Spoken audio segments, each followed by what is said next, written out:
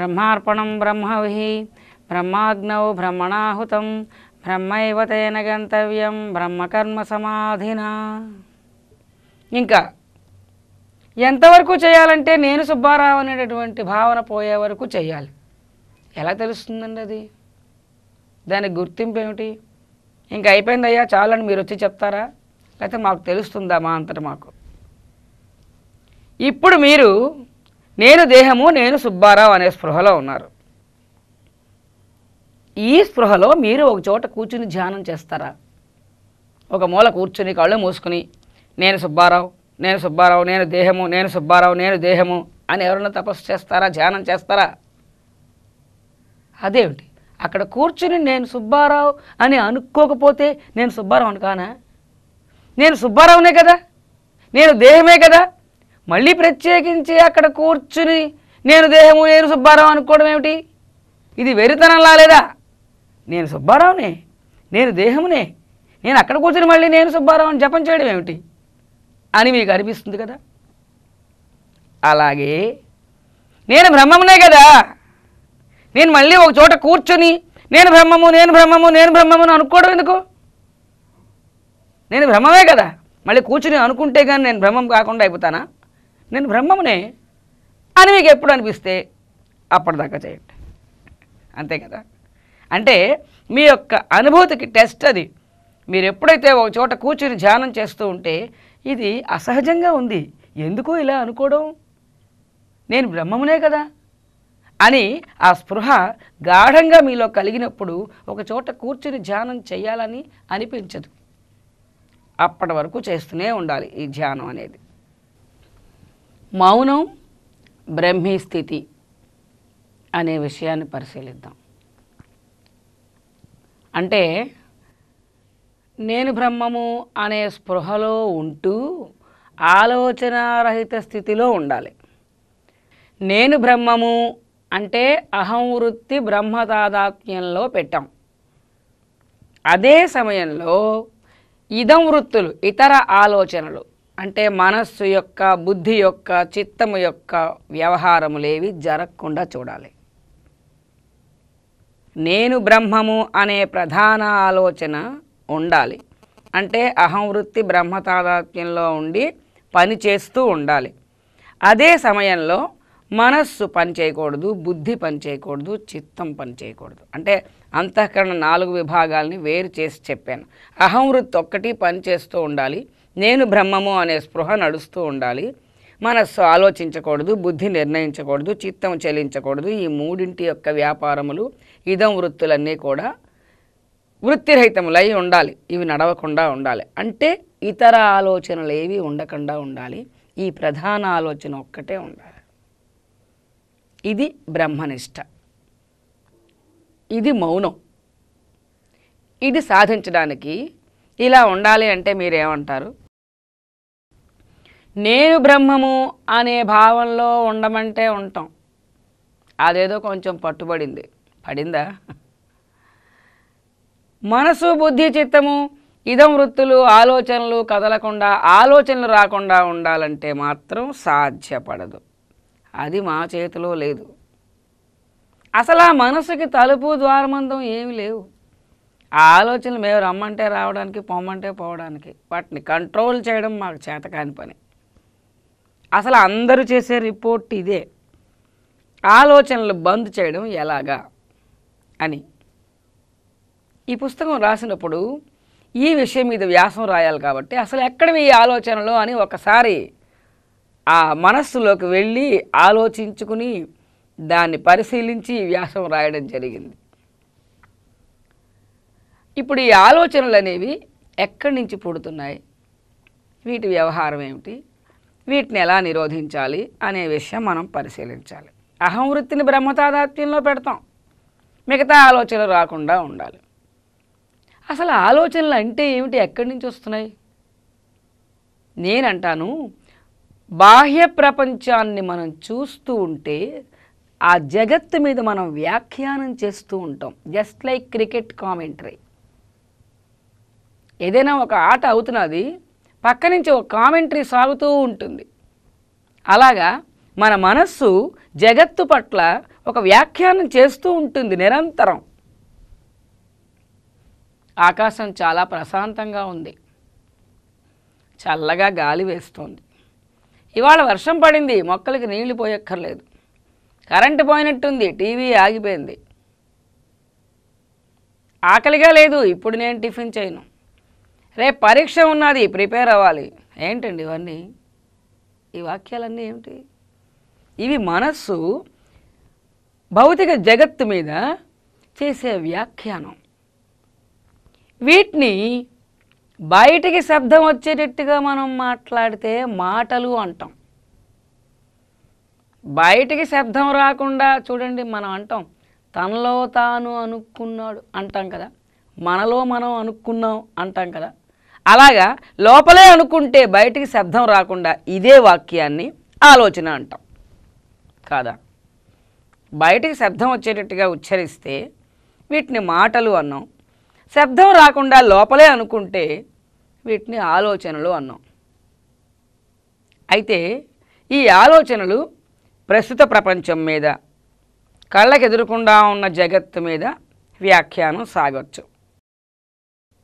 ఇలా కాకుండా నిన్నటి మొన్నటి భూతకాలిక ప్రపంచం మీద జరిగిపోయినటువంటి సంఘటనల మీద కూడా మన మనస్సు వ్యాఖ్యానం చేస్తుంది. నేను ఆ సినిమాకి వెళ్ళాను, టికెట్ దొరకలేదు, తిరిగి వచ్చేసాం. నేను ఆ ఉపన్యాసంకి వెళ్ళాం, చాలా బాగుంది, విన్నాం, ఇవాళ కూడా ఉంది. అంటే జరిగిపోయినటువంటి సంఘటనల మీద, భూతకాలిక జగత్తు వ్యవహారాల మీద మనస్సు వ్యాఖ్యానం చేస్తుంది. అవి కూడా బయటికి మాట్లాడితే మాటలు, లోపల నిశ్శబ్దంగా అనుకుంటే ఆలోచనలు, అంతే కదా. అలాగే భవిష్యత్ జగత్తు మీద కూడా మనస్సు వ్యాఖ్యానం చేస్తుంది. రేపు నేను హైదరాబాద్ వెళ్తాను, రేపు ఇన్స్పెక్షన్ ఉన్నది, తొందరగా ఆఫీస్కి వెళ్ళాలి. ఇవన్నీ ఏమిటి? జరగబోయే పరిస్థితుల మీద, జరగబోయే జగత్ వ్యాపారాల మీద మనస్సు వ్యాఖ్యానం చేస్తున్నది. ఇవి బయటికి మాట్లాడితే మాటలు, లోపల మాట్లాడుకుంటే ఆలోచనలు. శబ్దం రాకుండా మాట్లాడితే ఆలోచనలు. మనసులో అనుకున్నాం రేపు ఇన్స్పెక్షన్ ఉన్నది, రేపు తొందరగా ఆఫీస్కి వెళ్ళాలి, ఇది ఒక ఆలోచన, అంతే కదా. అదే బయటకు అన్నాం అనుకోండి, వీటిని మాటలు అని అన్నాం.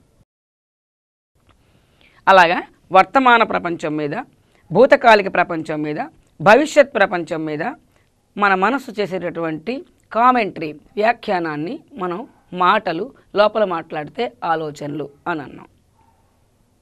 ఇంతేకాకుండా ఎవరైనా మనల్ని ప్రశ్నిస్తారు, ఆ ప్రశ్నలకు మనం సమాధానం చెప్తాం. అవి కూడా బయటికి మాట్లాడితే మాటలు, లోపల మాట్లాడుకుంటే ఆలోచనలు. మనకి ప్రశ్నలు ఉంటాయి, జవాబులు ఉంటాయి, ఆశ్చర్యార్థకాలు ఉంటాయి, రకరకాలైనటువంటి వాక్యాలు ఉంటాయి. ఇవన్నీ కూడా బయటికి మాట్లాడితే ఎలాగుంటాయో రకరకాలుగా. బయట ప్రశ్నార్థకంగా మాట్లాడతాం, జవాబు చెప్పే విధానంలో మాట్లాడతాం, లేక ఆశ్చర్యార్థకంగా మాట్లాడతాం. ఇలా బయట ఎన్ని విధాలుగా మాట్లాడతామో లోపల ఆలోచనలు కూడా అన్ని విధాలుగా లోపల మాట్లాడుకుంటే అవన్నీ ఆలోచనలు. ఒక్కొక్కసారి మనం ఎదుటి వాళ్ళు మాట్లాడిన మాటలు వింటుంటాం కదా, ఆ విన్నప్పుడు ఒక ప్రాసెస్ ఉంటుంది. నేను మాట్లాడుతున్నాను, మీరు వింటున్నారు, ఇదే ప్రాసెస్. ఈ ప్రాసెస్లో ఏం జరుగుతున్నది? నా ప్రతి అక్షరాన్ని మీ మనస్సు ఉచ్చరిస్తున్నది, అది మీకు తెలియదు. నా ప్రతి అక్షరాన్ని నా, మీ మనసు నా అంది. ప్రతి అక్షరాన్ని మీ మనసు ప్రతి అక్షరాన్ని అంది. అలాగే ప్రతి అక్షరాన్ని, నా ప్రతి మాటని, ఈ అక్షరాలన్నింటినీ మీ మనస్సు ఉచ్చరిస్తూ ఉంటుంది. అప్పుడే మీకు నా మాట వినిపిస్తుంది. అలాగే లోపల జరిగిన ఉచ్చారణ కూడా ఆలోచనే. ఒక పుస్తకం చదువుతాం, ఒక బోర్డు చదువుతాం. ఆ బోర్డు చందనా బ్రదర్స్ అని చదివామనుకోండి, చా దగ్గర మనం ఆగిపోతే లోపల ఉచ్చారణ మానేసి చా, ఆ తర్వాత ఏముందో మరి తెలియదు. మనం చదువుతున్నామంటే అక్కడున్న ప్రతి అక్షరాన్ని మనం లోపల ఉచ్చరిస్తున్నాం. అది కూడా ఆలోచన లాంటిదే. ఎదుటి వాళ్ళ మాటలు విన్నా, మనం దేన్నైనా చదివినా, మనం ఒకళ్ళ ప్రశ్నకు సమాధానం చెప్పినా, ఈ లోపల వాక్య ఉచ్చారణ అనేది జరుగుతున్నది. ఒక వాక్య ఉచ్చారణ జరుగుతుంది. ఆ వాక్య ఉచ్చారణని లోపల జరిగిన సెంటెన్స్ ఫార్మేషన్ని మనం ఆలోచన అని అన్నాం. ఆ వాక్య నిర్మాణం జరుగుతుంది. ఈ వాక్య నిర్మాణాలన్నింటితోటి కోపం కానీ, ద్వేషం కానీ, భక్తి కానీ, ప్రేమ కానీ, దయ కానీ ఇటువంటి విక్షేప గుణాలు జోడించబడుతూ ఉంటాయి. అంటే అన్ని రకముల భావములతో కూడినటువంటి వాక్య నిర్మాణాలు లోపల జరుగుతున్నాయి. అవి బయటికి ఉచ్చరిస్తే శబ్దం వచ్చేటట్టుగా ఆ వాక్యాన్ని మాటలు అని అన్నాం. ఇప్పుడు నేను అన్ని వాక్యాల్ని లోపల జరిగిన నిర్మాణాలన్నింటినీ బయటికి శబ్దం వచ్చేటట్టుగా ఉచ్చరిస్తున్నాను కాబట్టి ఇవన్నీ మాటలు అయ్యాయి. ఇదే బయటికి శబ్దం వచ్చేటట్టుగా ఉచ్చరించకుండా లోపలే నేను వాక్య నిర్మాణం చేసి వదిలేస్తే వాటిని ఆలోచనలు అని అనాలి. అంటే ఆలోచనలు అనేవి ఎక్కడి నుంచో ఉత్పత్తి అయ్యి మనకు తెలియకుండా ఊడిపడ్డవి కాదు, మనం మాట్లాడుకునే మాటలు అని నేను అంటాను. ఆలోచనలు అనేవి మనం మాట్లాడుకునే మాటలు. మనం బయటికి ఎలా మాట్లాడుతున్నామో లోపల అలా మాట్లాడుకుంటున్నాం అన్నమాట. బయటికి ఎలా వాక్య నిర్మాణం చేస్తున్నామో లోపల అలా వాక్య నిర్మాణం చేస్తున్నాం. బయటికి ఎలా కామెంటరీ పాస్ చేస్తున్నామో లోపల అలాగే కామెంటరీ చేస్తున్నాం. దీన్ని ఆలోచనలు అని మనం అన్నాం. మీరంటారు ఈ ఆలోచనలు అనేవి ఆపడం మనకి సాధ్యపడదు, ఆ మనస్సుకు తలుపు లేదు, ద్వారబంధం లేదు, ఏమీ లేదు, దాన్ని ఎలాగ ఆపాలి? తలుపు వేసేస్తే పర్వాలేదు, తాళం వేసేస్తే పర్వాలేదు, మనసుకు తాళం వేయలేం కదా. మనసులో వచ్చే ఆలోచనలు ఎక్కడి నుంచి వస్తున్నాయో తెలియదు, వాటిని ఆపడం సాధ్యపడదు. ఇక్కడ మీ యొక్క దృక్పథాన్ని, మీ భావాన్ని కొంచెం సవరించండి. ఆలోచనలు అనేవి మనకు తెలియకుండా ఎక్కడి నుంచో పుట్టుకొచ్చేవి కావు. ఆలోచనలు అనేవి మనము మాట్లాడుకునే మాటలు.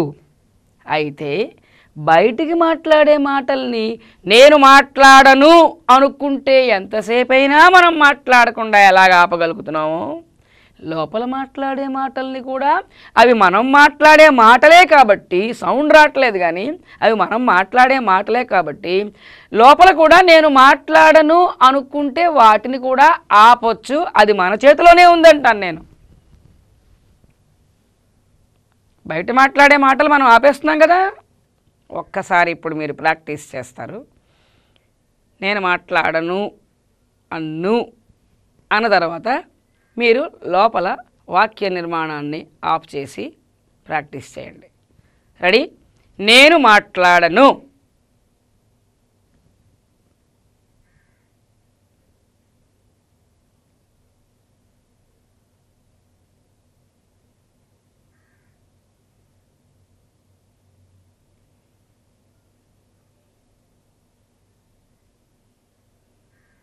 రైట్.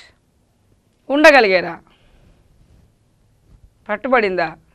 లోపల వాక్య నిర్మాణం రాకుండా ఉండాలి అనుకున్నాం, ఉన్నాం. ఆలోచనారహిత స్థితిలో ఉండాలంటే ఉండొచ్చు. ఇంతకు పూర్వం ఇటువంటి అభ్యాసం చెయ్యక, ఆ శిక్షణ లేక మనం అనుకుంటాం ఆలోచనలు నిలుపు చేయలేము అని. కానీ చెయ్యొచ్చు. ఆలోచనలు అనేవి ఎక్కడి నుంచో మనకు తెలియకుండా ఉత్పత్తి అయినటువంటి వ్యవహారం కాదు. ఆలోచనలు అనేవి మనం మాట్లాడుకునే మాటలు, లోపల మాట్లాడుకునే మాటలు. ఆ లోపల కూడా నేను మాట్లాడను అని ఆగిపోతే అవి ఆగిపోతాయి. అయితే ఇది మనకి అభ్యాసంలో ఉన్నదే. నేను అంటాను మొత్తం శాస్త్రం అంతటిలోని ప్రతి ఆధ్యాత్మిక సాధన కూడా మనకి అభ్యాసంలో ఉన్నదే అంటాను. చూడండి, గదిలో కిటికీ ఉన్నది, కిటికీకి ఒక కర్టెన్ ఉన్నది, ఆ కర్టెన్ మీద డిజైన్ ఉన్నది, ఆ కర్టెన్కి ఒక కలర్ ఉన్నది, దాని పక్కన ఒక టేబుల్ ఉన్నది, ఆ టేబుల్ మీద టీవీ ఉన్నది, దాని పక్కన వాచీ ఉన్నది, ఆ వాచీలో అంకెలు ఉన్నాయి, దాంట్లో 2 ముళ్ళులు ఉన్నాయి. ఇదంతా చూస్తున్నాం. వాచీ ఆగిపోయింది. వాచీ ఆగింది అని మనం ఒక కామెంట్ పాస్ చేసాం. మనం ఆ చూసేటటువంటి విషయాల్లో ఒక్క కామెంట్ పాస్ చేసాం, ఒక్క సెంటెన్స్ నిర్మాణం చేసాం. ఏమని? వాచి ఆగిపోయింది. కానీ అక్కడ ఎన్ని చూస్తున్నాం మనం? కిటికీ చూసాం, క్లాత్ చూసాం, దాని డిజైన్ చూసాం, దాని కలర్ చూసాం, టేబుల్ చూసాం, టేబుల్ క్లాత్ చూసాం, టేబుల్ మీద ఉన్న ఇతర వస్తువులు చూసాం, టీవీ చూస్తున్నాం, పక్కన ఉన్న వాచీ చూసాం, వాచీ అంకెలు చూసాం, వాచీ కలర్ చూసాం, వాచి సైజ్ చూసాం, వాచి షేప్ చూసాం, దాంట్లో ముళ్ళులు చూసాం, దాంట్లో అంకెలు చూసాం, దాని టైం చూసాం, ముళ్ళులు కదలలేదని చూసాం. ఇంకా వర్ణించాలంటే ఇంకా చాలా ఉంటాయి. ఎన్నో సెంటెన్సులు నిర్మాణం చేయడానికి ఎంతో కామెంటరీకి సరిపోయినటువంటి జగత్తుని మనం చూస్తున్నా వాటన్నింటి మీద మనం వ్యాఖ్యానం చెయ్యకుండా చూసి ఊరుకున్నాం. సాక్షిగా చూసి ఊరుకున్నాం. ఒక్క సెంటెన్స్ మాత్రమే, ఒక్క విషయం మీద మాత్రమే కామెంట్ పాస్ చేసాం. ఇల్లుంది, ఇంటికి ఎదురుకుండా చెట్టు ఉంది, చెట్టుకు బోల్డ్ ఆకులు ఉన్నాయి, దానికి గ్రీన్ కలర్ ఉంది, ఆ చెట్టుకు ఒక సైజు ఉంది, దానికి పువ్వులు ఉన్నాయి ఎర్రగా, దానికి కాయలు ఉన్నాయి, దాని మీద ఎన్నో పక్షులు ఉన్నాయి. చాలా సెంటెన్సులు ఫ్రేమ్ చేయొచ్చు దాని మీద. దాన్ని చూస్తూ ఉంటే ఆకులు కదలటం లేదు, ఒక్కటే కామెంట్. చెట్టు కదలట్లేదు, గాలి లేదు, ఒక్క ఆకు కూడా కదలలేదు, ఒక్క సెంటెన్సే పాస్ చేసాం. కానీ అక్కడ ఒక 20-30 వాక్యాలు వర్ణించవచ్చు. కానీ మన మనస్సు వాటన్నిటినీ చూసి కూడా పట్టించుకోకుండా, వాటి మీద కామెంట్ పాస్ చేయకుండా ఊరుకుంది. అలా బజార్లోంచి పోతూ ఉంటే ఒక షాపు కనిపిస్తుంది. ఆ షాపు మీద వాక్యాలు రాయాలంటే కొన్ని వందల వాక్యాలు రాయొచ్చు. అలాగా షాపుని చూసి ఎన్ని వాక్యాలు తయారు చేయగలవు అంటే కొన్ని వందల వాక్యాలు తయారు చేయొచ్చు. అదంతా చూసి ఈ చీర బాగుంది అని ఒక్క సెంటెన్సే అన్నాం. మరి ఆ పక్కనే ఇంకోటి ఉంది, ఇంకోటి ఉంది, ఇంకోటి ఉంది, వాటన్నిటి గురించి మనం చూసి కూడా ఊరుకున్నాం, కామెంట్ పాస్ చేయలేదు. అంటే బాహ్య జగత్తు నుంచి వచ్చే ప్రేరణలకి, బాహ్య జగత్తులో మనం దర్శిస్తున్నటువంటి విషయాలకి అన్నింటికీ కామెంట్ పాస్ చేసే హ్యాబిట్ మనకి లేదు. 99 అంశాలు చూసినా కూడా వాటి మీద వాక్య నిర్మాణం లేకుండా ఊరుకునేటటువంటి అలవాటు ఉన్నది. ఒక్క అంశం మీద మాత్రమే సెంటెన్స్ ఫ్రేమ్ చేసి కామెంట్ పాస్ చేసే అభ్యాసం మనకు ఉన్నది కదా. ఆ 99ంటికి ఎలా అయితే ఊరుకున్నారో ఈ ఒక్కదాన్ని కూడా అలాగే కామెంట్ పాస్ చేయకుండా జగత్తుని చూసి లోపల వాక్య నిర్మాణం లేకుండా మనం ఊరుకోగలిగితే ఆలోచనలన్నీ బంద్. అంతే కదా. ఆలోచనారహిత స్థితి అంటే ఆలోచనలు అనేవి మనం మాట్లాడుకునే మాటలు. అనేకమైన విషయాలు చూస్తూ ఉంటాం, వాటిలో కొన్నింటి గురించి మనం మాటలు తయారు చేసి వాక్య నిర్మాణం చేస్తూ ఉంటాం. ఆ కొన్నింటి గురించి కూడా వాక్య నిర్మాణం చెయ్యకుండా ఉండాలి అంటే ఉండగలం అంటాను. కాబట్టి ఆలోచనారహిత స్థితి అనేది మన చేతిలోనే ఉంది. అది మనం అభ్యాసం లేక అలాంటి భ్రమలో ఉన్నాం, కానీ కావాలంటే మనం చెయ్యగలము అని అంటాను. ఇప్పుడు ధ్యానం చేస్తున్నాం, ప్రాక్టికల్కి వద్దాం. ధ్యానం చేస్తున్నప్పుడు అంతా బ్రహ్మము, నేను బ్రహ్మము అనే భావంలోకి వచ్చాం. నేను బ్రహ్మము అనే భావంలో మనం ఆ స్పృహలో అలా ఉండగా ఎక్కడో లీలగా ఒక ఆలోచన కదిలినట్టుగా, దూరంలో ఒక ఆలోచన కదిలినట్టుగా మనకి ఇంకా భ్రమ కలుగుతూ ఉన్నది. లేకపోతే ఎక్కడో కింద నుంచి ఎక్కడో ఒక ఆలోచన కదిలినట్టుగా. ఏమిటండి మీరు కింద నుంచి దూరంలోంచి అంటారు, శరీరానికి బయటను వస్తాయా ఆలోచనలు అంటారు మీరు. ధ్యానంలో మనం కళ్ళు మూసుకొని కూర్చుని అనంత పరబ్రహ్మమును ఊహించుకుంటున్నాం కదా. ఈ శరీరాన్ని కాదు మనం దృష్టిలో పెట్టుకున్నది. ఈ అనంత బ్రహ్మములో ఒక ఆలోచన కదిలింది, అందుకు దూరం నుంచి అన్నాను. అది కదిలినప్పుడు మీరు దాన్ని గుర్తించలేరు. ఆ ఆలోచన ఏమిటి, అదేమిటి ఆలోచన అని మీకు తెలియదు, ఇంకా గుర్తించలేరు. ఆలోచన వస్తున్నట్టుగా సూచనలాగా అనిపించింది. వెంటనే మీరు అదేమిటి అని చదవడం మొదలెట్టారు. వెంటనే మీకు తెలిసిపోయింది. ఇంటికి తాళం పెట్టి పక్క వాళ్ళ ఇంటికి ఇవ్వకుండా వచ్చేసాను, అది ఆ ఆలోచన. వెంటనే మరో ఆలోచన వస్తుంది. అయితే అబ్బాయి వస్తాడేమో, టిఫిన్ చేయకుండా ట్యూషన్కి వెళ్ళిపోతాడు, తాళం ఇవ్వలేదు. మరో ఆలోచన వస్తుంది. పుస్తకాలు మార్చుకోవాలో ఏమిటో, తాళం ఇవ్వలేదు. మరొక ఆలోచన వస్తుంది. హోంవర్క్ చూపించాలో ఏమిటో ట్యూషన్లో, తాళం ఇవ్వలేదు. మరో ఆలోచన వస్తుంది. మేస్టార్ కొడతారేమిటో అబ్బాయిని. ఇంకా అలాగ వరుస పెట్టి ఆ మొదటి ఆలోచనకి అనుబంధమైనటువంటి ఆలోచనలు అలా అన్నీ వచ్చేస్తూనే ఉంటాయి. అంటే మీరు పూర్తిగా బ్రహ్మముని విడిచిపెట్టి సుబ్బారావు భావంలోకి వచ్చేసారు. ఎప్పుడు వచ్చారు మీరు? మొదటి ఆలోచన లీలగా కదిలినప్పుడే మీరు బ్రహ్మనిష్టలోంచి కొద్దిగా జారుతున్నారన్నమాట. లేకపోతే రాదు ఆలోచన. బ్రహ్మనిష్టలో నుంచి కొంచెం జారుతున్నారు కాబట్టి మొదటి ఆలోచన చలించింది. అప్పుడు మీరేం చేశారు? అదేమిటి అని దానివైపు తిరిగి ఆ ఆలోచనను ఏమిటి అని పరిశీలించారు. వెంటనే మీకు ఆ ఆలోచన ఏమిటో స్ఫురించింది. ఇంటికి తాళం పెట్టి వచ్చేసేను, పక్క వాళ్ళ ఇంటికి ఇవ్వలేదు అని. అయిపోయింది. మీరు సుబ్బారావు భావనలోకి, దేహభావంలోనికి పూర్తిగా వచ్చేసారు. నేను దేహము, నేను సుబ్బారావు అని బ్రహ్మనిష్ట వదిలేశారు. కాబట్టి అనుబంధమైన ఆలోచనలు అనేకమైన వరుసపెట్టి వచ్చేసాయి. దీన్ని స్టాప్ చేయాలంటే ఏం చేయాలి? మొట్టమొదట లీలగా కదిలినటువంటి ఆలోచననే మీరు గుర్తించడానికి ప్రయత్నించొద్దు. మొదటి ఆలోచన కదిలినప్పుడే మీరు దాన్ని గుర్తించడానికి ప్రయత్నించొద్దు. నేను చెప్పేదంతా మీకు అభూత కల్పనలాగా ఉంటుంది. ఎందుకంటే మీరు ధ్యానంలో అనంత పరబ్రహ్మము నేను అనే ఆ బ్రహ్మభావం, పొగమంచు లాంటి ఆ బ్రహ్మము అంతటా అలా నిండి ఉన్నట్టుగా మీ స్పృహలో ఉండడం మీకు అభ్యాసంలో ఉంటే, అందులో కదిలిన ఆలోచన మీకు గుర్తించడం అలవాటు ఉంటే, ఇప్పుడు నేను చెప్పింది అర్థమవుతుంది. ఇదంతా ఉంటుంది అని వినండి. ఆ మొదటి ఆలోచనని మనం గుర్తించడం మానేస్తే, మొదటి ఆలోచన చలించినట్లుగా భ్రమ కలిగినప్పుడే మనం బ్రహ్మనిష్టని బలపరుచుకోవాలి. జారిపోకుండా నేను బ్రహ్మము, నేను బ్రహ్మము, ఇదంతా బ్రహ్మము అని వాక్యాలు ఉచ్చరించుకొని మీ బ్రహ్మనిష్టని బలపరుచుకుంటే ఈ ఆలోచనలు మీకు తెలియకుండానే, అది మీరు చదవకుండానే, మీరు దాన్ని గుర్తించకుండానే ఆ ఆలోచన జారిపోతుంది. ఇది ఒక ప్రాసెస్. ధ్యాన సమయంలో వచ్చినటువంటి ఆలోచనల్ని స్టాప్ చేయడానికి ఉండే పద్ధతుల్లో ఇది ఒక ప్రాసెస్. ఇంకొక విధానం ఆలోచిద్దాం. ధ్యానంలో ఆలోచనలు స్టాప్ చేయడంలో మరొక ప్రాసెస్, మరొక విధానం ఆలోచిద్దాం. నేను బ్రహ్మము, ఉన్నదంతా బ్రహ్మము అని మీ చుట్టూరా బ్రహ్మమును భావన చేసుకుని నేను బ్రహ్మము, నేను బ్రహ్మము, ఇదంతా బ్రహ్మము, నేను బ్రహ్మము అని కొంతసేపు వాక్య ఉచ్చారణ చేసిన తదనంతరం ఆ వాక్య ఉచ్చారణ నిలుపు చేసి ఆ బ్రహ్మ స్పృహ మీరు మైండ్లో పెట్టుకుంటారే, ఆ వాక్య ఉచ్చారణ ఎప్పుడైతే నిలుపు చేశారో అదే సమయంలో మీరు ఊపిరి ఆపాలి. శ్వాస పీల్చుకోవడం ఆపాలి. ఎందుకంటే శ్వాసకి ఆలోచనకి సంబంధం ఉంది.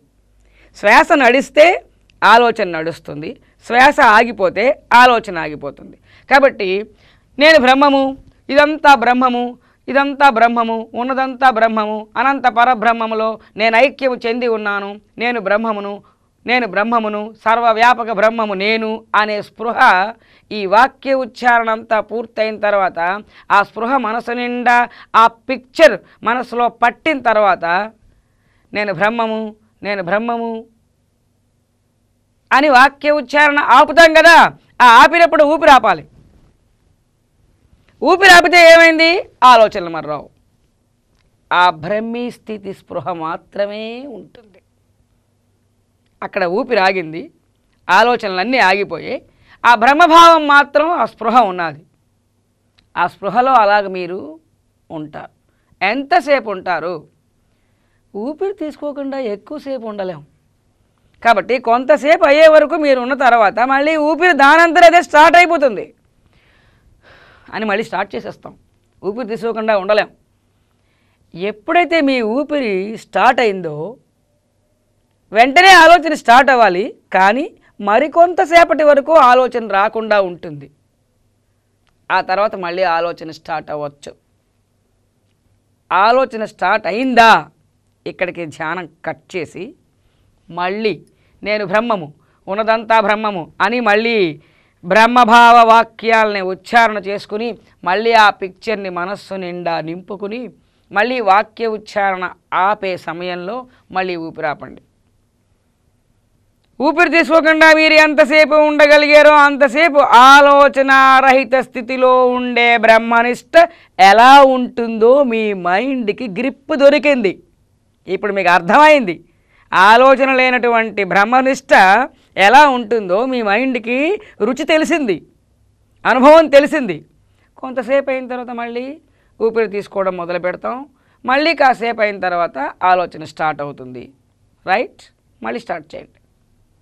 ఇలాగా అనేక సార్లు అభ్యాసం చేయగా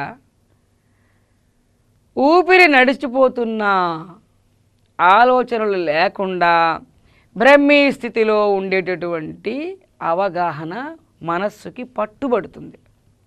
ఇది ప్రారంభంలో మైండ్కి శిక్షణ ఇవ్వాలి. కాబట్టి ఊపిరిని ఆపు చేసి ఆలోచనలు ఆపు చేసి ఆలోచనారహిత బ్రహ్మనిష్ట ఎలా ఉంటుందో దాన్ని మనస్సుకి పట్టుబడనివ్వాలి. మళ్ళీ ఆలోచనలు కదిలితే మళ్ళీ ఊపిరి ఆపు చేసి మళ్ళీ అభ్యాసం చేయాలి. ఇలాగా 2-3 సార్లు చేసిన తర్వాత కొంతసేపటికి మనం ఆ స్పృహలో ఉండిపోతాం, ఆ బ్రహ్మభావంలో నిలిచిపోతాం. అప్పుడు ఆలోచనలు రావడం మానేస్తాయి. ఆ విధంగా మీరు అభ్యాసం చేసుకుంటూ తర్వాత ఊపిరి తీస్తూ ఉన్నా కళ్ళు విప్పి ఉన్నా ఆలోచనలు లేకుండా మనం ఉండగలం. ఇది ఒక ప్రాసెస్. ఏమోనండి, మీరు చెప్పారు కానీ ఈ రెండు మాకు పట్టుబడవు. ఇంతకంటే సులువైన ప్రాసెస్, ఫైనల్ ప్రాసెస్ ఒకటి ఉంది. ఏమిటంటే మళ్ళీ నేను బ్రహ్మము, ఇదంతా బ్రహ్మము అని బ్రహ్మ వాక్య ఉచ్చారణ ఏదైతే ఉన్నదో ఆ వాక్యాలు ఉచ్చరించుకుని అంతా బ్రహ్మము అనే స్పృహ మనస్సు నిండా ఆ పిక్చర్ పట్టుబడిన తర్వాత మీరు వాక్య ఉచ్చారణ ఆపి బ్రహ్మీ స్థితిలో ఆలోచనారహిత స్థితిలో కూర్చున్నారు. 1 సెకండ్ ఉన్నారు, 2 సెకండ్లు ఉన్నారు, 5 సెకండ్లు ఉన్నారు, 1 నిమిషం ఉన్నారు, 5 నిమిషాలు ఉన్నారు. ఒక ఆలోచన వచ్చింది. వస్తే ఏమైంది? రానివ్వండి. ఆలోచన కూడా బ్రహ్మమే. ఎందువల్ల? ధ్యానంలో ఉన్నప్పుడు నేను సర్వవ్యాపక బ్రహ్మమును అన్నప్పుడు మీ పరిమితి ఎంత? మీరు ఎంతవరకు వ్యాపించి ఉన్నారు? ఈ శరీరం ఎక్కడ దాకా ఉందో అక్కడ దాకా మీరు కాదు. అక్కడ శరీర భావన లేదు. సర్వవ్యాపక చైతన్యము నేను అనే స్పృహలో మనం ఉన్నాం. అప్పుడు ఈ ఆలోచన ఆ చైతన్యములోనే ఒక చోట కలిగింది, అంతే కదా. అనంత చైతన్యంలో ఇది ఒక కదలిక. మరి జగత్తంతా బ్రహ్మమే కదా, ఉన్నదంతా బ్రహ్మమే కదా. ఈ ఆలోచన బ్రహ్మము కంటే వేరా? కాబట్టి ఇది కూడా బ్రహ్మములోదే. అప్పుడు ఏం చేయాలి? ఇంకొక వాక్యం టైప్ చేయండి. ముందు ఆలోచన ఏమని వచ్చింది? ఇంటికి తాళం పెట్టానో లేదో, సరిగ్గా చూడలేదు. ఇది వచ్చిన ఆలోచన. రానివ్వండి ఆలోచన. ఆలోచన అయిన తర్వాత మీరు మరొక వాక్యం కొత్తగా తయారు చేయండి. ఏమని? ఈ ఆలోచన కూడా బ్రహ్మములోదే అని మీరు మరొక వాక్యం యాడ్ చేయండి. చేసేసి మళ్ళీ బ్రహ్మభావ స్పృహలోకి వెళ్ళిపోండి. మళ్ళీ 5 నిమిషాలు అయిన తర్వాత మరొక ఆలోచన వచ్చింది. నిన్న ఈ లెటరు పోస్ట్ చేద్దాం అనుకున్నాను, మర్చిపోయాను టేబుల్ మీద పెట్టి అని ఒక ఆలోచన వచ్చింది. ఆ ఆలోచన అయిన తర్వాత ఇది కూడా బ్రహ్మములోదే అని మీరు మరొక వాక్యం యాడ్ చేసి మళ్ళీ మీ బ్రహ్మభావ సాధనలోకి వెళ్ళిపోండి. ఇది సులువైన పని. ఇది ఎంతవరకు సమంజసం అనేది మనం నెక్స్ట్ పరిశీలిస్తాం. ఇవన్నీ శాస్త్ర సమ్మతమైనటువంటి విధానాలు. కాబట్టి వచ్చిన ఆలోచనలన్నిటినీ బ్రహ్మంలో లయం చేయాలి. అవన్నీ బ్రహ్మంలోనివే బ్రహ్మంలోనివే బ్రహ్మంలోనివే అంటూ వాటిని బ్రహ్మంలో లయం చేస్తూ మీ బ్రహ్మనిష్టని కొనసాగించుకోవాలి. ఈ విధంగా మనం ధ్యాన సమయంలో వచ్చినటువంటి ఆలోచనల్ని నిలుపు చేయడం అభ్యాసం చేయాలి. ఒక 3 విధానాలు చెప్పుకున్నాం. ఇంకొక పరిశీలన చేయాలి. మన మనస్సును మనం పరిశీలించాలి. ఆలోచనలు నిలుపు చేయాలంటే మనస్సుని సాక్షి స్టేట్లో ఉండి పరిశీలించాలి. సాక్షిభావ సాధన ఒక్కసారి పరిశీలిద్దాం. జీవుడున్నాడు, బ్రహ్మ చైతన్యం జగత్తుని చూస్తున్నాడు. దేని సహాయంతో చూస్తాడు? మనస్సు అనే పరికరాన్ని సహాయంగా పెట్టుకుని జగత్తుని చూస్తాడు. కోమాలో ఉన్నవాడు చూడగలడా? ధ్యానంలో ఉన్నవాడు చూడగలడా? జీవుడు జగత్తుని చూస్తున్నాడు అంటే నా శరీరాన్ని నేను చూస్తున్నాను అంటే దేని సహాయంతో చూస్తుంది? కేవల బ్రహ్మము చూడలేదు, కేవల బ్రహ్మము ఏ పని చేయలేదు, మనకు తెలుసు. మనస్సు అనే పరికరాన్ని ఉపాధిగా తీసుకుని, అంటే మనస్సుని తన వైపు వేసుకుని మనస్సు సహాయముతో శరీరాన్ని సాక్షిగా చూస్తున్నది, జగత్తుని ప్రపంచాన్ని సాక్షిగా చూస్తున్నది. ప్రపంచం అంటే ఎదురుకుండా ఉన్న మనుషులు, సమాజం అంతా. ఇప్పుడు మనస్సును చూడమన్నాం. అయితే ఇప్పుడు ఏం చేయాలి? ఈ బ్రహ్మ చైతన్యం మనస్సుని తన వైపు పరికరంగా వాడుకుంది కదా, దాన్ని తనకి ఎదురుగా పెట్టుకోవాలి. మరి దాన్ని చూడాలి కదా. మీరు గ్రహిస్తున్నారా? ఫాలో అవుతున్నారా? బ్రహ్మ చైతన్యం ఒక్కటే ఇటువైపు ఉంది, జగత్తు అటువైపే ఉన్నది చూడ్డానికి, శరీరము ఎదురుగానే ఉన్నది చూడ్డానికి, మనస్సుని కూడా తన నుండి విడదీసి తనకి అభిముఖంగా పెట్టుకున్నది చూడ్డానికి. చూడబడుతుందా? చూడబడదు. ఎందుకని? కేవల బ్రహ్మము చూడలేదు కాబట్టి. దేని సహాయంతో చూడాలి? అది మనస్సు సహాయంతో చూడాలి. దేని చూడాలి? మనస్సునే చూడాలి. అది ఎలా వీలవుతుంది? మనస్సునే చూడాలంటే మనస్సుని ఎదురుగా పెట్టుకుంటే ఇప్పుడు దేని సహాయంతో చూస్తుంది? అప్పుడు ఏం చేయాలంటే మనస్సుని రెండు భాగాలు చేయాలి.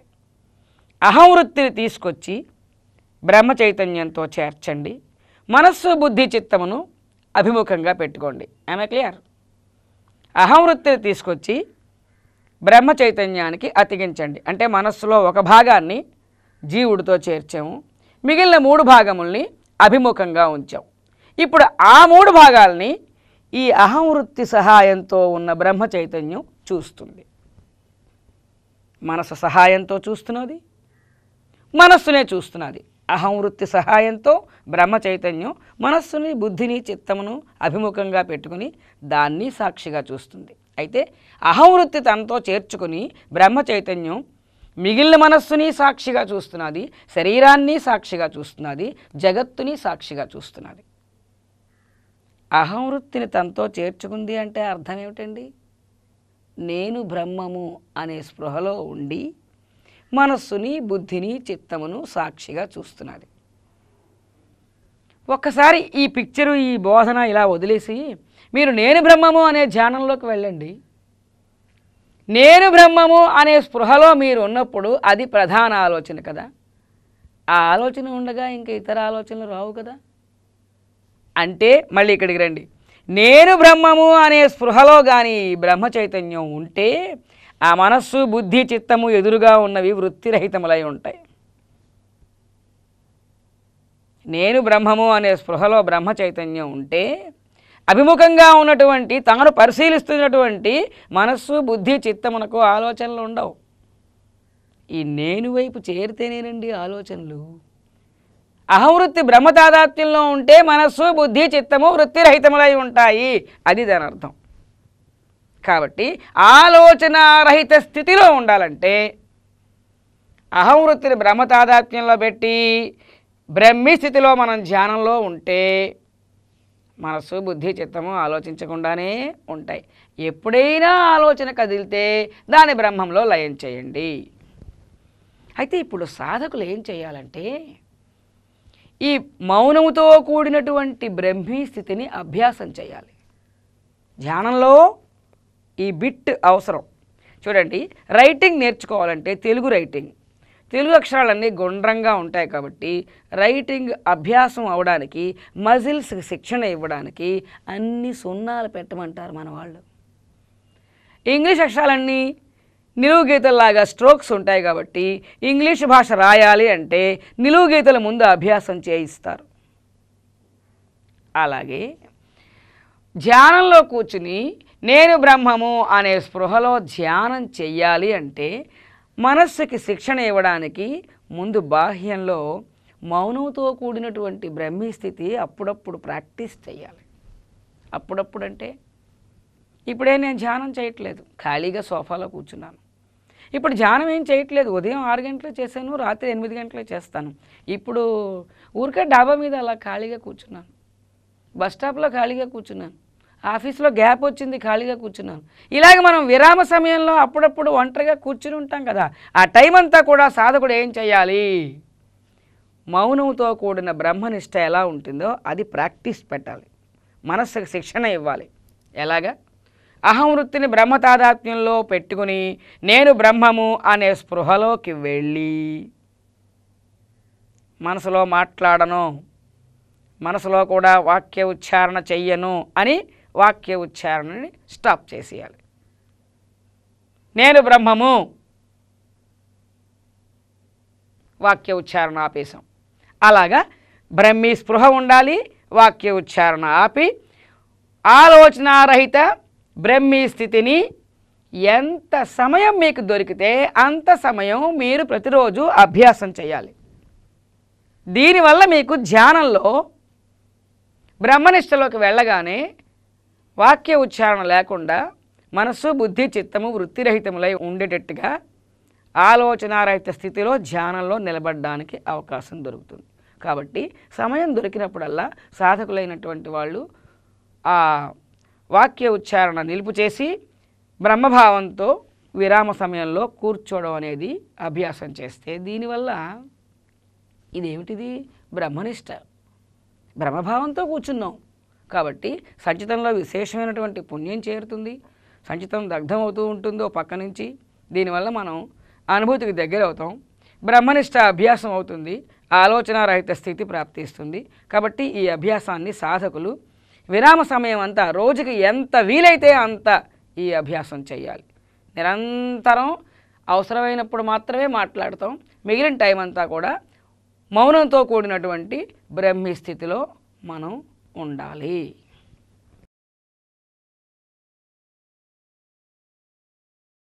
ఇప్పుడు ధ్యాన ప్రక్రియలు నేర్చుకున్నాం. ఈ ధ్యాన ప్రక్రియకి పుస్తకం చదువుతూ ఉంటే బాగానే ఉందనిపిస్తుంది, ఉపన్యాసం వింటూ ఉంటే బాగానే ఉందనిపిస్తుంది, చెయ్యగలమో అని అనిపిస్తుంది.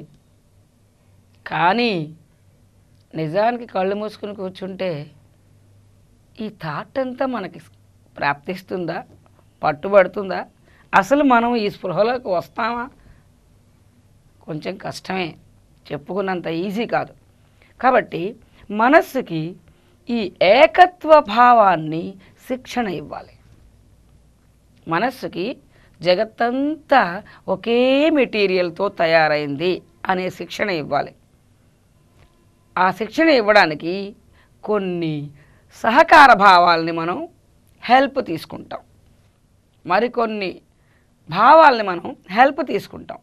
ఆ భావములు మనకి ఏకత్వ దృష్టిని కలగజేయడంలో సహకరిస్తాయి. కాబట్టి వాటిని సహకార భావములు అందాం. ఇప్పుడు కొన్ని సహకార భావాల్ని, సహకార విధానాల్ని, దేనికి మన దృష్టి అనంత పరబ్రహ్మము నేను అని నిలబడడానికి కొన్ని సహకార భావాల్ని పరిశీలిస్తాం. మీకు తెలుసు, చాలా వరకు మనం శాస్త్రం అంతా పరిశీలించినప్పుడు ఇవన్నీ కొంతవరకు వచ్చాయి. జగత్తంతా పంచదారతో తయారైందని మనం భావిస్తాం.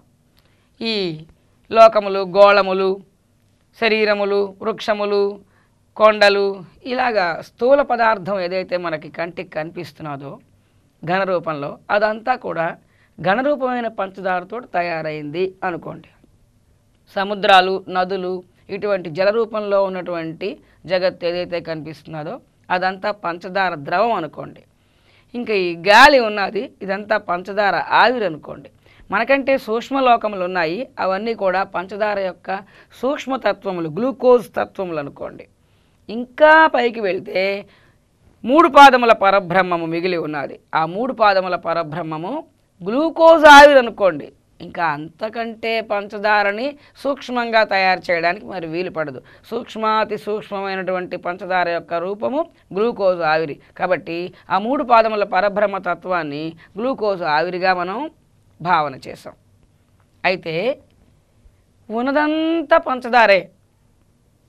ఒక సైంటిస్ట్ని పిలిచి దీంట్లో ఏముందో పరిశీలించు అంటే గడ్డ పంచదార వేరుగా కనిపించవచ్చు, ద్రవరూప పంచదార వేరుగా కనిపించవచ్చు, వాయురూప పంచదార వేరుగా కనిపించవచ్చు, గ్లూకోజ్ ఆవిరి వేరుగా కనిపించవచ్చు. కానీ అతని దృష్టిలో అన్నిట్లో ఉన్నటువంటి పరమాణువులు, అణువులు ఒకటే. పంచదార అణువులు తప్ప ఇందులో ఏమీ లేదు, మొత్తం ఉన్నదంతా పంచదారేనండి, ఇంకేమీ లేదంటాడు ఆయన. అంటే ఒకే పదార్థం ఇన్ని రకాలుగా మనకు కనిపిస్తున్నది. ఘనస్థితిలో, వాయుస్థితిలో, ద్రవస్థితిలో, స్థూలముగా, సూక్ష్మముగా ఏర్పడి ఉంది, కానీ పదార్థం మాత్రం ఒక్కటే. ఈ భావన మనం స్పృహలో పెట్టుకుని దీన్ని బ్రహ్మ పదార్థంతో అన్వయించండి. గ్లూకోజ్ ఆవిరి 3 పాదముల పరబ్రహ్మము కింద భావన చేద్దాం. ఈ సూక్ష్మతత్వములన్నీ కూడా బ్రహ్మము రూపమే. ఈ లోకములన్నీ కూడా, ఈ స్థూలంగా కనిపించేదంతా కూడా మాయతో తయారైంది కాబట్టి స్థూలమైంది, కానీ ఇదంతా బ్రహ్మ పదార్థమే. కాబట్టి ఇదంతా స్థూల బ్రహ్మము, ఇదంతా వ్యక్త బ్రహ్మము, అదంతా అవ్యక్త బ్రహ్మము, ఉన్నదంతా బ్రహ్మమే. నా శరీరం కూడా బ్రహ్మమే, జగత్తంతా బ్రహ్మమే. నేను, ఈ జగత్తు, ఇవన్నీ కూడా బ్రహ్మములో ఐక్యము చెందే ఉన్నాము. మేము బ్రహ్మము కంటే వేరు కాదు అని ఉన్నదంతా బ్రహ్మము అనే భావన మనసులో అన్వయించుకోవాలి. శాస్త్ర అవగాహన సరిగ్గా లేనటువంటి వాళ్ళు మళ్ళీ బ్రహ్మ పదార్థంతో అన్వయించుకోలేరు. వదిలేయండి, పంచదార భావనతోటే ధ్యానం చేసేయచ్చు. మీకు ఎక్కడ ఖాళీగా ఉంటే అక్కడ విరామ సమయంలో ఓ చోట కూర్చుని ఉన్నాం అనుకోండి, అప్పుడు మనం ఈ స్పృహని నిలబెట్టుకుని కూర్చుంటాం ధ్యాన స్థితిలో. ఏ స్పృహ నిలబెట్టుకుంటాం? ఉన్నదంతా పంచదార, జగత్తు కూడా పంచదార, శరీరము కూడా పంచదార, నేను జగత్తు అనంత పంచదారలో ఐక్యము చెందే ఉన్నాము, ఇదంతా పంచదార, ఇదంతా పంచదార అని వాక్య ఉచ్చారణ అక్కడతో ఆపేసి ఆలోచనారహిత స్థితిలో ఉండిపోవడమే.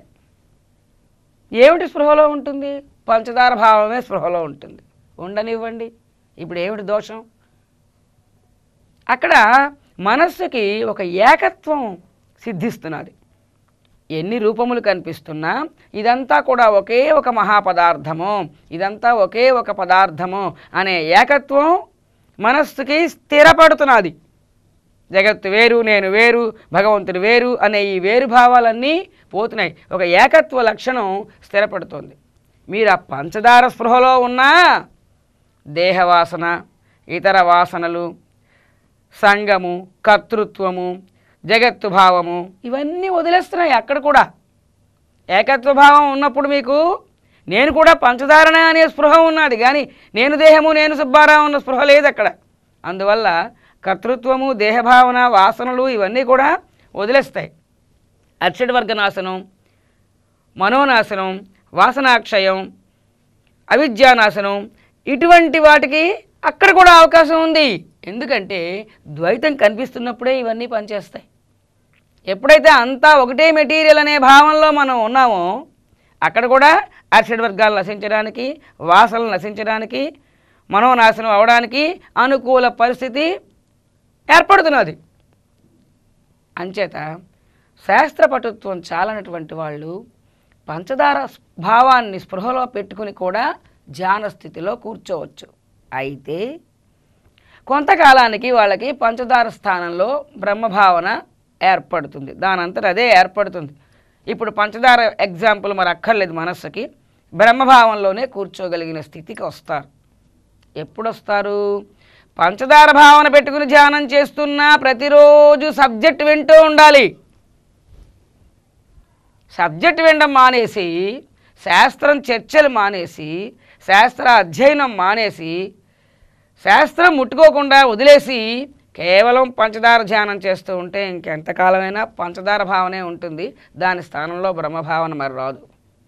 పంచదార భావన తొలగించబడి దాని ప్లేస్లో బ్రహ్మభావన ఏర్పడాలంటే ఓ పక్క నుంచి శాస్త్రాధ్యయనం చేస్తూ ఉండాలి, శాస్త్ర అవగాహన బలపడాలి. బలపడితే దాని ప్లేస్లో ఇది ఏర్పడుతుంది. కాబట్టి శాస్త్ర అవగాహన ఉన్నవాళ్ళైనా లేని వాళ్ళైనా పంచదార ఎగ్జాంపుల్ని వాడుకుని ధ్యానంలో కూర్చోవచ్చు. దానివల్ల సులభంగా ఏకత్వ స్థితి ప్రాప్తిస్తుంది. దానివలన ముక్తికి కావాల్సినటువంటి అనుకూల వాతావరణాలన్నీ ఏర్పడతాయి, ప్రతికూల వాతావరణాలన్నీ వదిలేస్తాయి. అది ఇప్పుడు రెండవ సహకార భావం మహాసముద్రంలో మంచు నగరం. ఇది కూడా పూర్వంలో మనం పరిశీలించినటువంటిదే. అనంతమైనటువంటి సముద్రం ఇలాగ ఉన్నది. ఈ సముద్రంలో మధ్యలో కొంత భాగం గడ్డ కట్టింది. మధ్యలో కొంత భాగం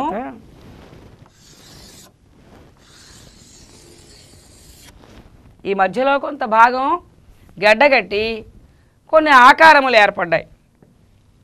ఈ ఆకారములు ఏమిటి? మంచుతో తయారైనటువంటి ఆకారములు. ఈ మంచుతో తయారైన ఆకారములన్నీ జగత్తు అందాం. కాసేపు మన ఉదాహరణకి దీన్ని జగత్తు అన్నట్టుగా భావించుదాం. ఇది ఒక నగరము అని భావించుదాం. ఈ ఆకారములన్నీ మంచు నగరం అందాం. ఈ మంచు నగరంలో ఉండేటటువంటి ఈ బొమ్మలు, ఈ ఆకారములన్నీ కూడా మంచు అంటే ఏమిటి? ఈ సముద్ర జలమే గడ్డకట్టింది. కాబట్టి ఈ జలములో ఏ అణువులు ఉన్నాయో, ఏ లవణముల శాతం ఉన్నదో, ఏ హైడ్రోజన్ ఆక్సిజన్ పరమాణువులు ఉన్నాయో అదే సంఘటనము ఇందులో కూడా ఉంది. అంటే ఇందులో ఉండే అణువులకి ఇందులో ఉండే అణువులకి ఏమాత్రం భేదం లేదు. ఆ నీరే గడ్డకట్టడం వలన నగరముగా భావించబడింది. కాబట్టి మంచు నగరం అంతా కూడా సముద్రమే. సముద్రానికి మంచు నగరంకి ఏమీ తేడా లేదు. ఇప్పుడు నేను సముద్రము అన్న భావంలో మీరు ఉండాలి. ఎగ్జాంపుల్లో సముద్రము బ్రహ్మము, దాంట్లో ఈ మంచు నగరం జగత్తు.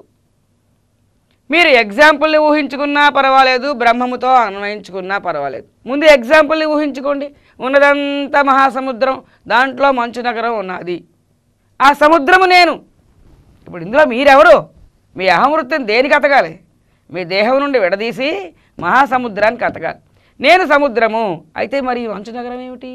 ఈ మంచు నగరం నాలో తయారైంది, కరిగిపోతే నాలో లయమైపోతుంది. మంచు నగరం నాకంటే భిన్నము కాదు. మీరు సముద్రమై ఆలోచించండి. మీరు సముద్రము అనే దృష్టిలో నేను సముద్రాన్ని అని ఒక్కసారి మీ దృష్టి సారిస్తే మీలో కలిగినటువంటి ఆ మంచు నగరం మీకంటే భిన్నము కాదు. అది మీలోనే పుట్టింది, మీలోనే లయం అయిపోతుంది. మీలోనే కల్పించబడింది, మీలోనే లయం అయిపోతుంది. కాబట్టి మహాసముద్రంలో మంచు నగరం అనే ఎగ్జాంపుల్ కూడా చాలా చక్కగా మీకు జగత్తుని బ్రహ్మముగా భావించడానికి ఉపకరిస్తుంది. ఇప్పుడు దీన్ని అన్వయించుకుంటే ఇది బ్రహ్మము, ఇది జగత్తు. నేను బ్రహ్మమును అనే స్పృహలో మీరుంటే ఈ జగత్తు మీలో కల్పించబడింది, అది లయం అయిపోతే మీలోనే లయం అయిపోతుంది. అది మీకంటే వేరు కాదు. మీరు బ్రహ్మము, ఆ జగత్తు మీకంటే వేరు కాదు. ఈ భావంలో ఉండాలి. మీరు ఎక్కడైనా విశ్రాంతిగా కూర్చున్నప్పుడు, లేక ధ్యానం చేసేటప్పుడు కూడా, మనం కూర్చొని ధ్యానం చేసినప్పుడు కూడా నాకు ఈ ధ్యాన ప్రక్రియలన్నీ పట్టుబడటం లేదండి, నేను మీరు చెప్పినట్టుగా ధ్యానం చేయలేకపోతున్నానండి అని అనుకున్న వాళ్ళు ఈ భావం పట్టుకుని కూర్చోండి. అంతా సముద్రము, మధ్యలో జగత్తు మంచు నగరము, అందులో నేను కూడా ఒక మంచు బొమ్మని. అంతే కదా? ఉన్నదంతా సముద్ర జలమే, ఉన్నదంతా సముద్ర జలమే అనే భావన పట్టుకున్నా మీకు దేహవాసన, ఇతర వాసనలు అన్ని దోషభావములు వదిలేస్తాయి, ఏకత్వ భావం సిద్ధిస్తుంది. కానీ శాస్త్రం మాత్రం ఎప్పుడు అధ్యయనం చేస్తూ ఉండాలి. కాబట్టి డైరెక్ట్గా ఉదాహరణ పట్టుకుని మీరు ధ్యానం చేసినా పర్వాలేదు, లేదు ఉదాహరణను ఒకసారి స్ఫురణకు తెచ్చుకుని బ్రహ్మభావాన్ని అన్వయించుకుని బ్రహ్మభావంలో కూర్చున్నా పర్వాలేదు. ఈ ఏర్పాటంతా పూర్తయిన తర్వాత ఇదంతా సముద్రము, ఇది మంచు నగరము, అందులో నేను మంచు బొమ్మని అని కానీ, ఇదంతా బ్రహ్మము, ఈ మధ్యలో జగత్తు ఉన్నది, ఆ జగత్తులో నేను కూడా ఒక అంశ, నేను బ్రహ్మం కంటే వేరు కాదు, జగత్తు బ్రహ్మము కంటే వేరు కాదు అని వాక్య ఉచ్చారణ అయిన తర్వాత వాక్య ఉచ్చారణను ఒక్కసారి నిలుపు చేసి ఆలోచనారహిత స్థితిలో అనంత పదార్థాన్ని మీరు భావన చేస్తూ అది నేను అనే స్పృహలో కూర్చోవాలి. కాబట్టి ధ్యానానికి ఈ సహకార భావం కూడా ఉపకరిస్తుంది. ఈ పంచదార ఉదాహరణ కానీ, ఈ ఉదాహరణ కానీ ఇవి లోకంలో సంచరిస్తున్నప్పుడు మనం బ్రహ్మనిష్టలో ఉండాలి కదా. కేవలం ధ్యాన సమయంలోనే కాదు బ్రహ్మనిష్ట, ధ్యానంలోంచి లేచిపోయిన తర్వాత దినచర్య పాటిస్తున్నప్పుడు కూడా బ్రహ్మనిష్టలో ఉండాలి కదా. ఆ సమయంలో కూడా జగత్తు బ్రహ్మము, జగత్తు నాకంటే వేరు కాదు, నేను జగత్తు కూడా అనంత బ్రహ్మములో ఐక్యమయ్యే ఉన్నాము అనే స్పృహ సంచరిస్తున్నప్పుడు కూడా పని చేయాలంటే ఈ ఎగ్జాంపుల్స్ దృష్టిలోకి తెచ్చుకుంటే ఆ భావన నిలబడుతుంది. నెక్స్ట్ ఏకశిలా నగరం అని ఈ ఎగ్జాంపుల్ కూడా చాలా ఉపకరిస్తుంది. ఒకే శిలతో రథాన్ని చెక్కుతారు. ఒకే శిలతోటి ఒక నగరాన్ని చెక్కారనుకోండి. ఒకే శిలతో ఒక నగరం అంతా ఏర్పడింది అని భావించుదాం. ఒకే శిలతో ఒక దేవాలయం చెక్కడం మనకు తెలుసు. ఒకే శిలతో ఒక రథాన్ని చెక్కడం మనకు తెలుసు. అలాగా ఒకే శిలతో ఒక గ్రామమో ఒక నగరమో అంతా ఏర్పడింది అందాం. అప్పుడు ఏమైంది?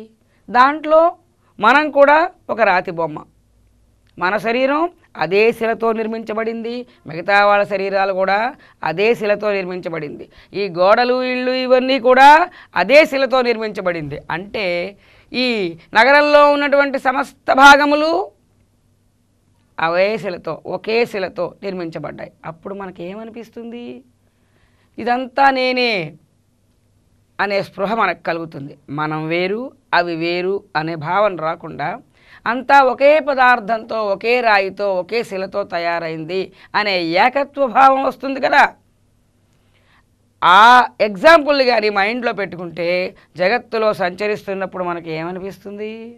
జగత్తులో దేన్ని చూసినా నాకంటే వేరు కాదు, ఈ ఆకారములన్నీ కూడా ఒకే పదార్థంతో తయారయ్యాయి అనే ఏకత్వ భావం దీనివలన మనకు కలుగుతూ ఉంటుంది.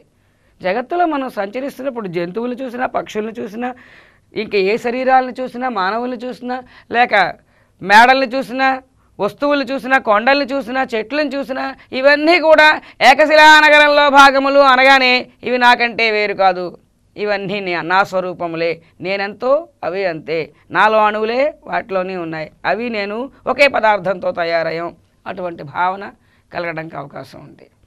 తర్వాత శాస్త్రం నేర్చుకున్నప్పుడు మనం రాగిరేకు ఎగ్జాంపుల్ పరిశీలించాం. జగత్తు కూడా బ్రహ్మమే అనే వ్యాసం పరిశీలిస్తున్నప్పుడు మనం ఇవన్నీ పరిశీలించాం. ఒక రాగిరేకు ఉంది, నున్నగా ఉన్నటువంటి రాగిరేకు. ఆ రాగిరేకులో సెంటర్లో ఇలా ఉబ్బెత్తుగా వెనక వైపు లోతుగా ఉండాలి, ముందు వైపు ఉబ్బెత్తుగా ఉండాలి. ఆ విధానంలో షిరిడీ సాయి బొమ్మ చెక్కబడి ఉంది అని చూడ్డానికి మనం ఇప్పుడు ఏ దృష్టిలోకి వచ్చేసాం? ఇక్కడ షిరిడీ సాయిబాబా ఉన్నట్టుగా భావిస్తున్నాం, దానికి నమస్కరిస్తున్నాం, దానికి పూజ చేస్తున్నాం, దానికి ఊదొత్తులు వెలిగిస్తున్నాం, కొబ్బరికాయలు కొడుతున్నాం, దానికి కోరికలు చెప్పేసుకుంటున్నాం, దాంతో మాట్లాడిస్తున్నాం. ఇక్కడ షిరిడీ సాయిబాబా ఉన్నట్లుగా మనం భ్రమలో ఉన్నాం. ఇక్కడేమిటి? ఇక్కడ ఏమి లేదు, ఇక్కడ ఉట్టి రాగే ఉంది. షిరిడీ సాయిబాబా ఇక్కడ ఉన్నాడు.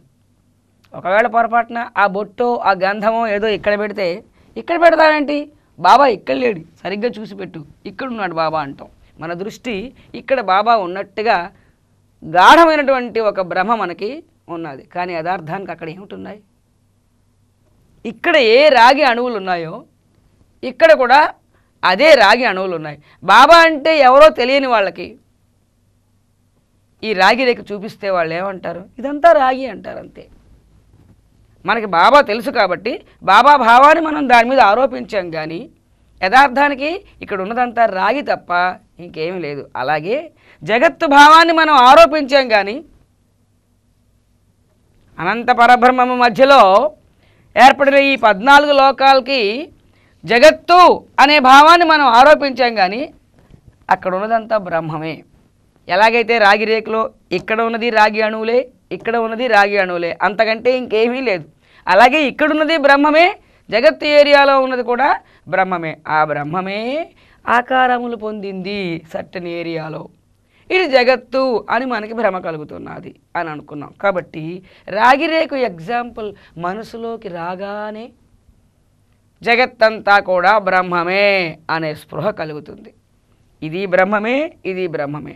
ఇప్పుడు నేను బ్రహ్మము, ఈ బ్రహ్మము నేను అనే స్పృహలో మీరు ఉండాలి. అప్పుడు ఈ జగత్తు నాలో కల్పించబడింది, నాలోనే నామరూపములు పొందింది. దాన్ని మళ్ళీ సాఫ్గా చేసేస్తే మళ్ళీ అది రాగిరేఖ.